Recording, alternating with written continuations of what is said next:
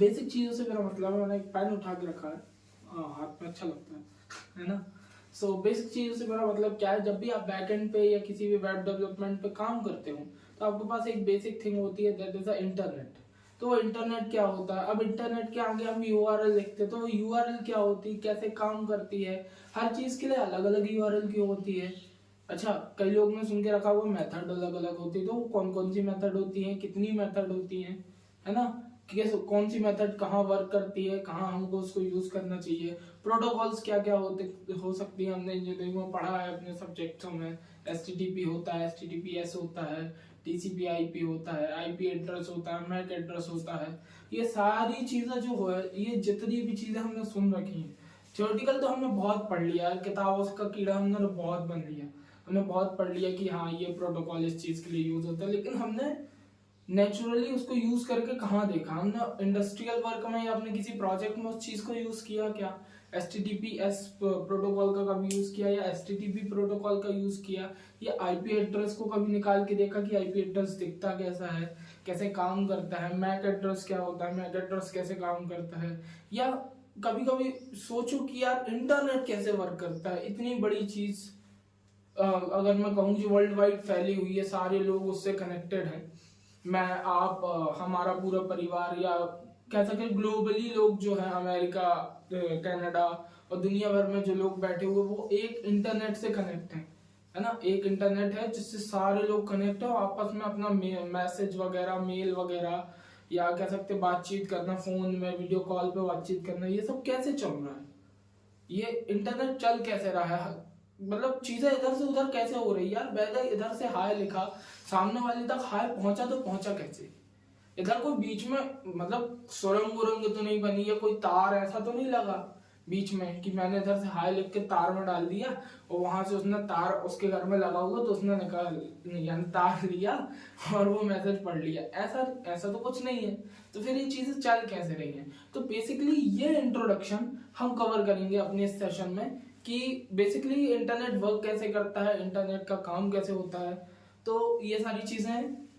सबसे पहले चलते हैं इंटरनेट के ऊपर। अब इंटरनेट क्या है, इंटरनेट एक वर्ल्ड वाइड नेटवर्क है जिससे हम सारे लोग कनेक्टेड हैं, है ना। मैं हो गया, मेरे सारे दोस्त लोग हो गए, या मैं आप लोगों को पढ़ा रहा हूँ, आप लोग मेरे से कनेक्टेड हो, तो ये हम किसके थ्रू कनेक्टेड है, इंटरनेट के थ्रू। अब ये इंटरनेट चलता कैसे है, और चलाने के लिए हमें रिचार्ज करना पड़ता है हमारे फोन पे, है ना। बैलेंस डालते होगे आप, अपना डालते होगे, सामने वाले का, जिसका भी, छोड़ो वो बात तो बैलेंस डालते हो आप पैसा देते हो किसी को, क्या ये चीज यूज करने के लिए। जैसे मैंने एक मॉडेम लगाया हुआ है यहाँ, ये मेरा मॉडेम लगा हुआ है, मेरा राउटर लगा हुआ है, जिससे मुझे इंटरनेट मिलता है, किससे, मेरे सिस्टम पे, और यहाँ से मैं मैसेज सेंड करता हूँ किसको, जिसको भी मुझे करना है, मतलब मैं थोड़ी बताऊंगा कि मैं किसको करता हूँ, लेकिन जिसको भी मुझे करना है मैं उसको मैसेज सेंड करता हूँ।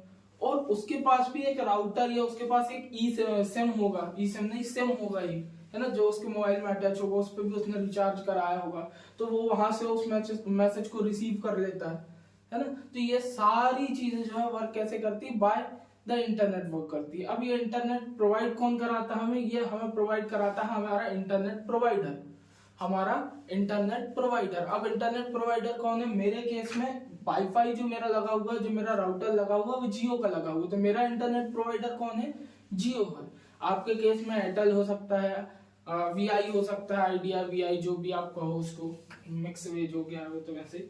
सो ये होते हैं इंटरनेट प्रोवाइडर। अब इनने क्या किया ना, ये इंटरनेट प्रोवाइडर जो है ना, ये आपके लिए मे भी बहुत वफादार है, जैसे कह सकते हैं ना, लॉयल्टी सबसे ज्यादा निभाई है तो किसने निभाई है, इंटरनेट प्रोवाइडर वालों ने। क्यों निभाई है, इनने क्या किया है, आपके शहर के आजू बाजू बड़े बड़े अपने लाखों रुपए करोड़ों रुपए खर्च करके ना बड़े बड़े टावर लगवाए हुए। अब देखते हो बेसिकली लोग, जब भी हम जाते हैं, यहाँ ये जियो का टावर है, ये एयरटेल का टावर है, नेटवर्क टावर है, या जब भी आपको आवाज नहीं आती, आप फोन में बात कर रहे होते हो, आपको आवाज नहीं आती, तो आप ऐसे करते हो ना, लोगों की, पुराने लोगों की आदत होती है, ऐसे घुमाते रहते हैं अपना फोन लेके, ऐसे करते रहेंगे कि नेटवर्क आ जा, नेटवर्क आ जा, नेटवर्क आ जा, और फिर धीरे से उनको नेटवर्क आ जाता है और देन फिर वो बात करने लगते हैं। तो वो नेटवर्क आता कहाँ से, नेटवर्क और वो नेटवर्क में जो तीन चार डंडी जो होती है ना, लाइन, डंडियां कहते हैं जिनको हम, वो क्या है, तो बेसिकली वो बताता है कि आप अपने नेटवर्क एरिया से कितने दूरी पे हो, जहां से आपको नेटवर्क प्रोवाइड हो रहा है। नेटवर्क प्रोवाइड कहाँ से हो रहा है? टावर से, है ना। जो हमारा जियो का या एयरटेल का जो भी टावर लगा हुआ है वहां से हमको नेटवर्क प्रोवाइड हो रहा है। तो उससे मेरे घर की या जहां पे भी मैं हूं उसकी दूरी तय करता है क्या? वो नेटवर्क की डंडियां, जो भी 3 लाइन 4 लाइन होती हैं, वो डिसाइड करता है कि हमारा नेटवर्क कितना स्ट्रांग है। ठीक, अब तो ये हो गया नेटवर्क की, चलो इंटरनेट हमें इंटरनेट प्रोवाइडर देता है और नेटवर्क के थ्रू देता है, ठीक है। अब अगर मैं मैसेज कर रहा हूं, अगर मैंने कोई मैसेज सेंड किया तो वो सामने वाले के पास गया कैसा? तो अगर मैं आपको कहूं कि आपने इधर से मैसेज भेजा और आपका मैसेज सीधे गया कहां पे? आपके सामने वाले बंदे के पास, तो आप बोलोगे हाँ। ऐसा नहीं है। आपका मैसेज आपने अपने मोबाइल से भेजा by the protocols, by the sensors. आपका जो मैसेज है वो गया कहां पे? आपके नियरेस्ट टावर पे।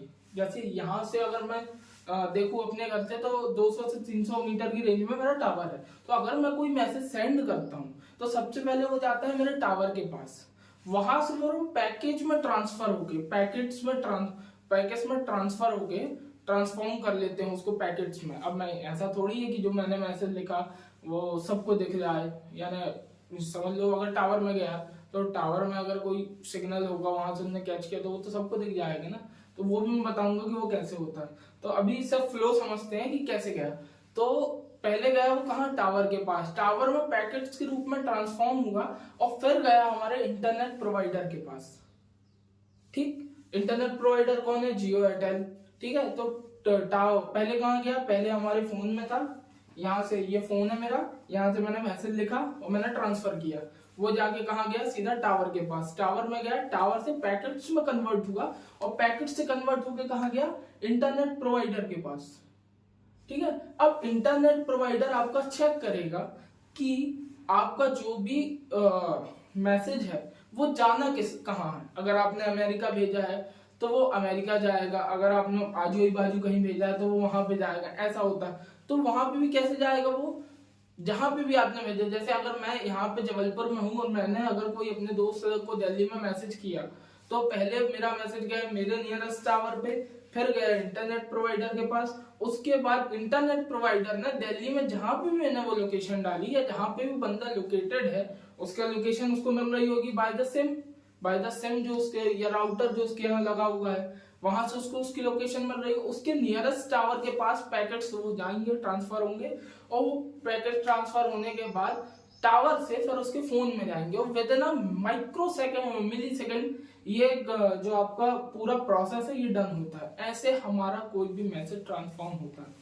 अब एक वीडियो मैंने देखा था अभी बीच में, एक फिल्म का सीन है वो, जैसे हम रेज देखते हैं ना, rays, X rays, Y rays वगैरह दुनिया भर की यानी जो भी रेज होती हैं वो देखते हैं। ऐसे ही एक फिल्म की मूवी का सीन है जहां पर उसने देखा है कि ये जो हमारे सिस्टम से, हमारे मोबाइल से, हमारे कंप्यूटर से या हमारे जो भी हम डिवाइस, इलेक्ट्रॉनिक डिवाइस हम यूज कर रहे हैं उससे जो रेस निकलती है वो दिखने लगी। अभी अगर इस पे कोई मैसेज आ रहा है या इस पे कोई मैसेज जा रहा है तो आपको वो रेस नहीं दिख रही है, लेकिन उस मूवी में ऐसा सीन क्रिएट किया था कि आपको सारी चीजें दिख रही। वैसे जूम कर करके वो जो लड़की रहती है वो जूम कर करके सारी रेस के सिग्नल्स देख सकती है और सारे सिग्नल्स पढ़ पा रही थी। तो उसमें वो बताने की कोशिश किया गया था कि कैसे ये पूरी इंटरनेट की दुनिया वर्क कर रही है। अगर मुझे क्लिप मिलता है तो मैं ऐड कर दूंगा और नहीं तो डिस्क्रिप्शन में इसका नाम दे दूंगा कि कहाँ किस मूवी का वो सीन है ना। सो ये हो गया हमारा क्या? Message transfer. अब मैसेज ट्रांसफर हुआ, अब मैसेज ट्रांसफर तो हो गया, लेकिन इसमें क्या है, सिक्योरिटी कहाँ पे?